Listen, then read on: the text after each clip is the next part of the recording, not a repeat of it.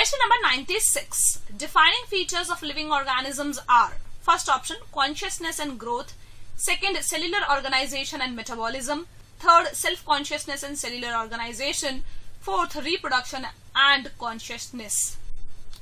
Defining features of the living organisms are the features which are present in all living organisms without exception, and second, they are not shown by any kind of non-living object. Now you can easily choose the defining features of living organisms.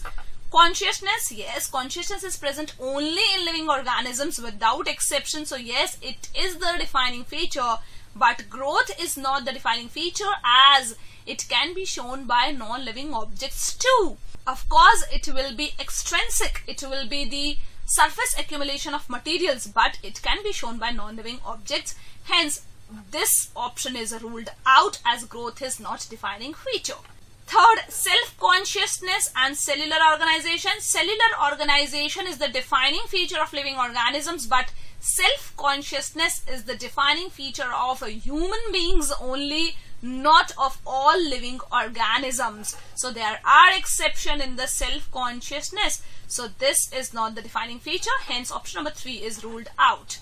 Fourth one, reproduction and the consciousness. Consciousness, again we have discussed, yes, it is a defining feature, but reproduction is not the defining feature, as it has many exceptions.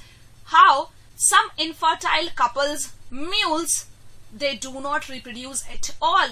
So this option is also ruled out. What about the second option, which includes cellular organization and metabolism?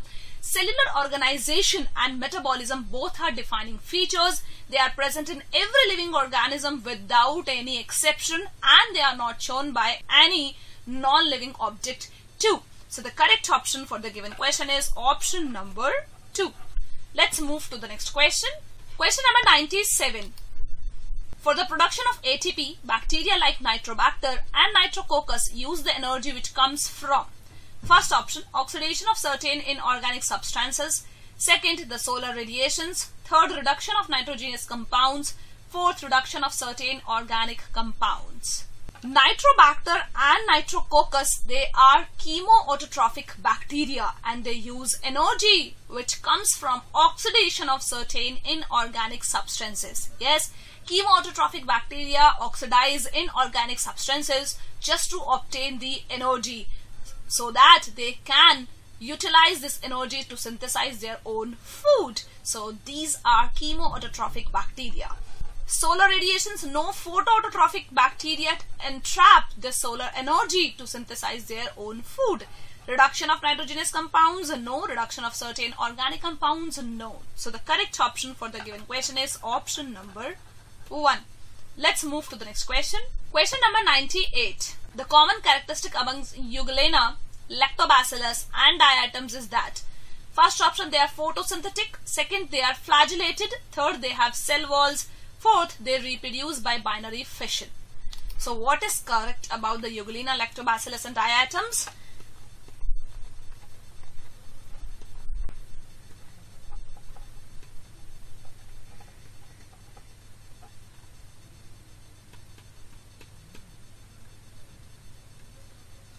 They all are photosynthetic? No.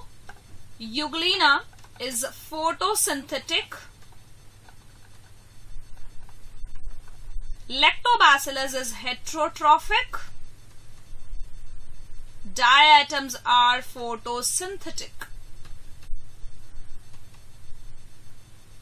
So this is not the similarity. So this option is ruled out. Second, they are flagellated. Yes, Euglena is flagellated. Lactobacillus is not flagellated. Diatoms cannot have flagella except in their reproductive stage. So this option is also ruled out. They have cell walls. No, Euglena has pellicle instead of cell wall. Diatoms have cell wall which is impregnated with silica. So yes, diatoms have cell wall. Euglena does not have cell wall.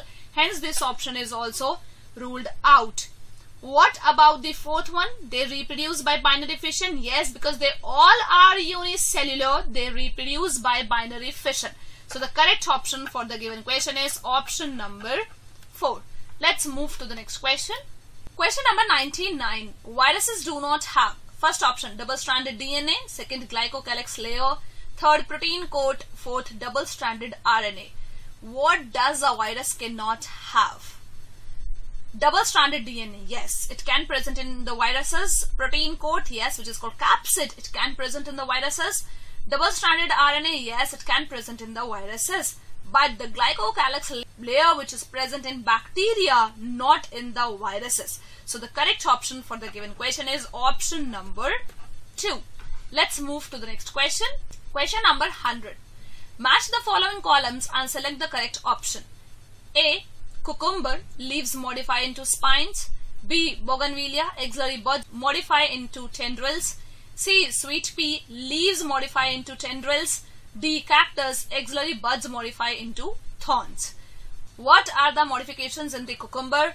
Cucumber have the axillary buds which modify into tendrils. So A matches with second. Option number 2 and 4 are ruled out. B is Bougainvillea, and in Bougainvillea the axillary buds modify into thorns. So option number 3 is also ruled out. Sweet pea, leaves modify into tendrils, and the D is cactus, the leaves modify into spines. So the correct option for the given question is option number 1. Let's move to the next question.